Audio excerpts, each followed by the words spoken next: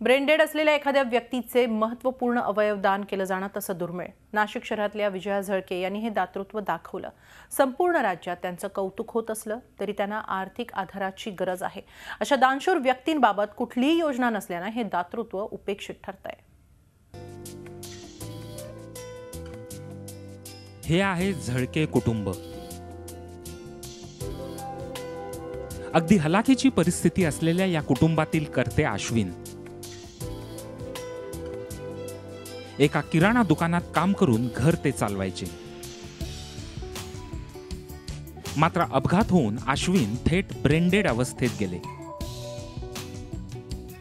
अशाही स्थितीत अश्विनची पत्नी विजया यांनी आपल्या पतीचे अवयव दान करून अनेकांचे जीव वाचवण्याचा निर्णय घेतला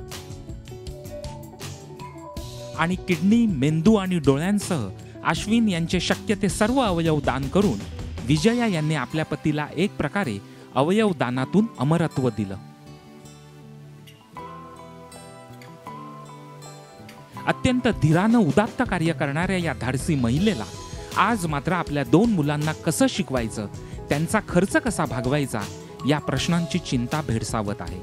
आमचा हातावरचा प्रपंच होता, पण आमच्या मुलांना निदान शिक्षणाची तरी व्यवस्था होईल अशी आर्थिक परिस्थिती आमची पाहिजे। त्या पोरांच्या परिस्थितीनुसार त्यांना शिक्षणाचं सहकार्य व्हावं। आर्थिक परिस्थिती गरीब असल्यामुळे आता मी याच्यापुढे काय करेन हे मलाही सांगता येत नाही। अवयवदानाला प्रोत्साहन मिळावं याकरता आर्थिक दुर्बल घटकांना आर्थिक मदत दिली जात नाही।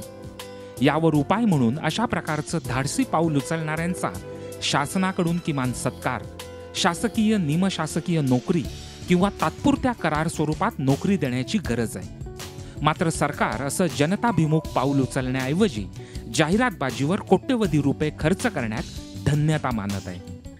अश्विनची पत्नी विजया हिने हा एक अवयवदान हे महादान असं समजून खूप अलौकिक असा निर्णय घेतलेला आहे आणि तिची मुलंही खूप छोटी आहेत, तर समाजाने आपले दातृत्व भावनेने त्यांना उत्स्फूर्त आर्थिक मदत करावी ही विनंती। झी 24 तासने नेहमीच समाजातील अशा उपेक्षित घटकांसाठी मदतीचा हात पुढे केलाय।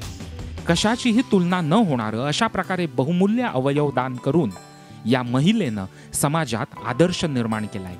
आता गरज आहे ती समाजानं या महिलेच्या कुटुंबाला आर्थिक आधार देण्याची आणि तिच्या पाल्यांना सक्षम बनवण्याची। योगेश खरे, झी मीडिया, नाशिक। झी 24 तास रहा एक पाऊल पुढे।